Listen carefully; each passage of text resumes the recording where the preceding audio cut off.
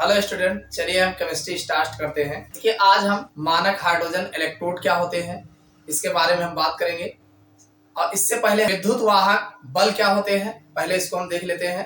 किसी सेल का विद्युत वाहक बल किसे कहते हैं, या इसी को अंग्रेजी में इलेक्ट्रोमोटिव फोर्स ऑफ सेल, इसके बारे में जान लेते हैं। ये होता क्या है? देखिए, इसको हम ऐसे कह सकते हैं कि दो अर्ध सेलों, भाई आप जानते हैं कि एक कंप्लीट सेल में दो हाफ सेल होते हैं, दो अर्ध सेल होते हैं। तो एक सेल पर ऑक्सीकरण होता है तथा दूसरे सेल पर अपचयन क्रिया होती है। एक सेल पर ऑक्सीकरण प्रक्रिया होती है, जैसे मान लीजिए ये हमारा एक सेल है। अब इसी में एक इलेक्ट्रोड इधर लगा है और एक इलेक्ट्रोड इधर लगा है। तो जब दो इलेक्ट्रोड जो है किसी सेल में लगा होगा तो एक पर जो है ऑक्सीकरण होगा, भाई एक पर ऑक्सीकरण होगा एक अर्ध सेल पर, और दूसरे अर्ध सेल पर अपचयन अभिक्रिया होगी। अपचयन अभिक्रिया होगी। आप देख रहे हैं कि किसी ब्लेयर में दो इलेक्ट्रोड लगे हुए हैं, यानी एक इलेक्ट्रोड को एक अर्ध सेल होता है और दूसरा इलेक्ट्रोड दूसरा अर्ध सेल होता है। तो अब इसमें भाई एक पर ऑक्सीकरण और दूसरे पर अपचयन हो रहा होगा। तो वही कहा गया कि दो अर्ध सेलों के इलेक्ट्रोड विभव का अंतर, यानी दोनों अर्ध सेलों के इलेक्ट्रोड विभव का अंतर, एक पर ऑक्सीकरण और एक पर अपचयन हो रहा है, तो दोनों में कितना डिफरेंस है, वही जो है सेल का विद्युत वाहक बल कहलाता है। इतनी बात क्लियर हो गई होगी। अब इसी को मानक इलेक्ट्रोड विभव भी कहा जाता है। भाई जो ये आपका सेल का विद्युत वाहक बल होता है, इसी को मानक इलेक्ट्रोड विभव भी कहते हैं, जिसे ई सेल द्वारा यानी E0 सेल से प्रदर्शित करते हैं। अगर हम सेल का विद्युत वाहक बल की बात करें, सेल का विद्युत वाहक बल जो होगा, जिसे हम ई सेल से प्रदर्शित कर रहे हैं, तो ये E0 एक हमारा कैथोड का होगा और माइनस E0 एक हमारा एनोड का होगा। इतनी बात समझ में आई कि नहीं? भाई सेल का जो विद्युत वाहक बल होगा हमारा E0 सेल एक कैथोड का होगा और माइनस एनोड। भाई एक अर्ध सेल हमारा कैथोड का कार्य करेगा और एक अर्ध सेल हमारा एनोड का कार्य कर रहा होगा। भाई एक पर ऑक्सीकरण हो रहा होगा, दूसरे पर अपचयन हो रहा होगा, तो दोनों का जो अंतर होता है वो हमारा सेल का विद्युत वाहक बल कहलाता है। इतना क्लियर हो गया हो? देखिए, अब इसके बाद हम बात करेंगे मानक हाइड्रोजन इलेक्ट्रोड। मानक हाइड्रोजन इलेक्ट्रोड को जानने से पहले हम ये जान लेते हैं रेफरेंस इलेक्ट्रोड क्या होते हैं, जिसे हम निर्देश इलेक्ट्रोड कहते हैं। पहले इसके बारे में थोड़ा सा जान लेते हैं, तब आगे चलते हैं। देखिए, निर्देश इलेक्ट्रोड होते क्या है, पहले इसको थोड़ा जान लेते हैं। देखिए, निर्देश इलेक्ट्रोड जिसे हम रेफरेंस इलेक्ट्रोड कहते हैं, भाई कोई भी इलेक्ट्रोड है तो उसका अगर आप इलेक्ट्रोड विभव आप आसानी से सीधे सीधे नहीं ज्ञात कर सकते हो। कोई भी इलेक्ट्रोड है तो उसका इलेक्ट्रोड विभव जो है आप जो है सीधे सीधे नहीं ज्ञात कर सकते हैं। तो किसी इलेक्ट्रोड का इलेक्ट्रोड विभव ज्ञात करने के लिए हमें किसी दूसरे इलेक्ट्रोड की सहायता लेनी पड़ती है। तो जो हमारा दूसरा इलेक्ट्रोड के सापेक्ष हम इस इलेक्ट्रोड विभव का मान ज्ञात करते हैं, तो जो हमारा दूसरा इलेक्ट्रोड जिसके सापेक्ष हम निकालते हैं वो हमारा निर्देश इलेक्ट्रोड या रेफरेंस इलेक्ट्रोड कहलाता है। इतनी बात समझ में आई कि नहीं? आप कह सकते हैं किसी इलेक्ट्रोड का इलेक्ट्रोड विभव का मान सीधे ज्ञात नहीं किया जा सकता। भाई कोई भी इलेक्ट्रोड है तो उसका मान सीधे मान ज्ञात नहीं किया जा, अतः किसी दूसरे इलेक्ट्रोड के विभव को मानक इलेक्ट्रोड के सापेक्ष ज्ञात किया जाता है, जिसे निर्देश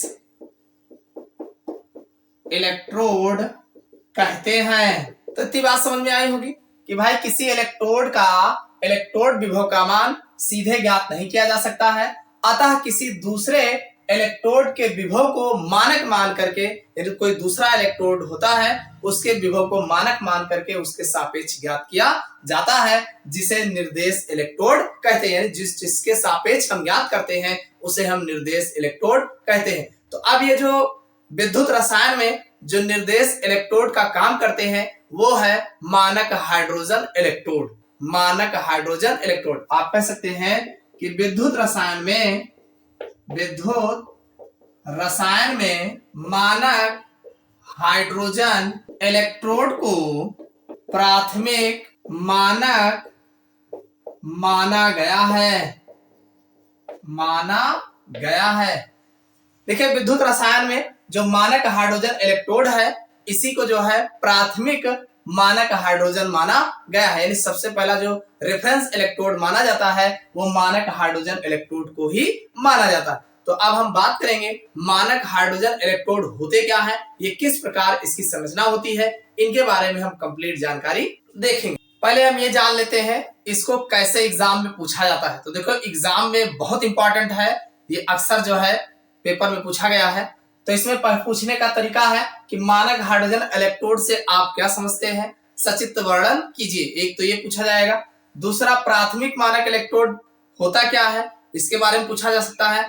दूसरा, शॉर्टकट में या CHE के बारे में पूछ सकता है या NHE के बारे में पूछ सकता है। तो ये पूछने का इसका अलग अलग तरीका है। चाहे जैसे पूछेगा, हमें एग्जाम में लिखना केवल एक ही चीज है। क्या लिखना है? देखो, इसको पहले हम डायग्राम के माध्यम से देखेंगे और उसी डायग्राम पर हम आपको बताएंगे लिखना क्या है। देखिए, अगर हम मानक हाइड्रोजन इलेक्ट्रोड की बात करें तो मानक हाइड्रोजन इलेक्ट्रोड का डायग्राम इस तरीके से होता है।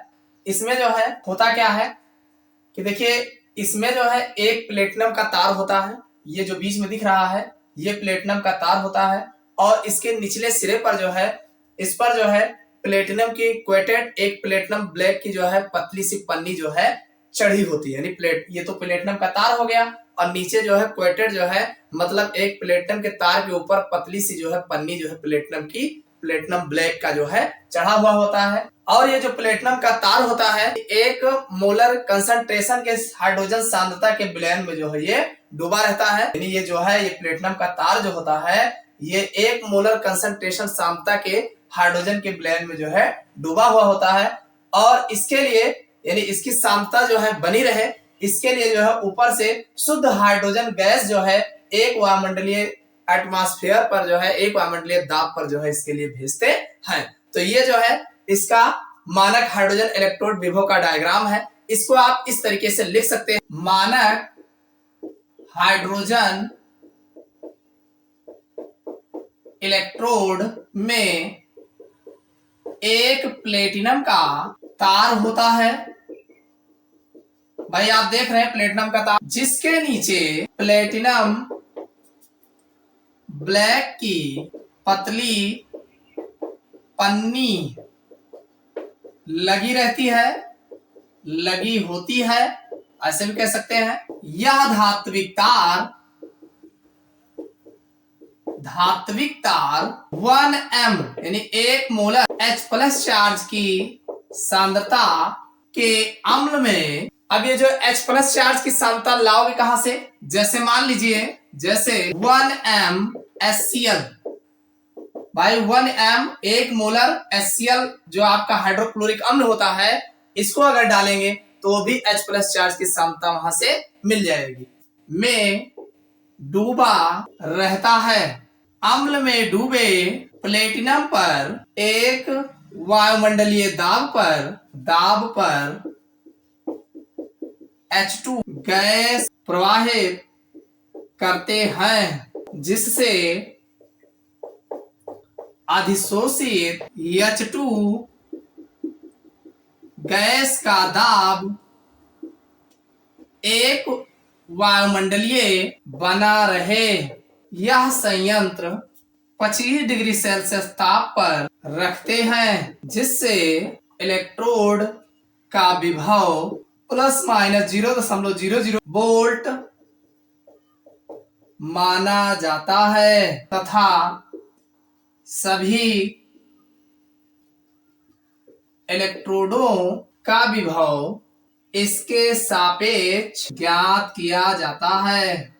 कुछ समझ में आया कि नहीं? देखो, हमने इसमें आपसे बताया कि भाई एक प्लेटिनम का तार होता है, जिसके निचले सिरे पर प्लेटिनम की ब्लैक आच्छादित जो है प्लेटिनम की पन्नी जो है लगी हुई होती है, चढ़ी हुई जो है लगी हुई थी। यानी प्लेटिनम पन्नी जब लगाओगे तो थोड़ा मोटा और भारी हो जाता है।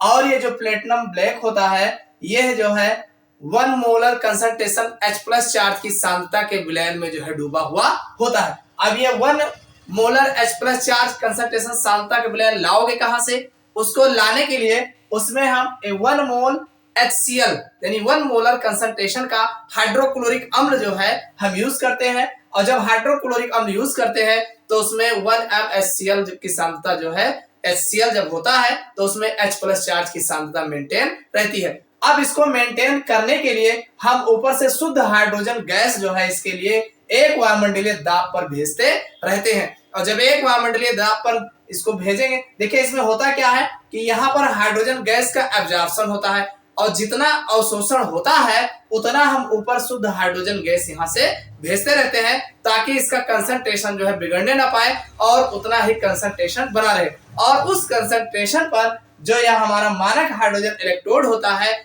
इसका जो विभव होता है वो ±0.00 माना जाता है। बात समझ में आई नहीं? अब इस इलेक्ट्रोड का यानी जो अर्धशेल आपका तैयार हुआ, इसका जो इलेक्ट्रोड विभव होता है वो 0 होता है, यानी 0.00 होता है, ना इससे कम माना जाता है ना इससे ज्यादा।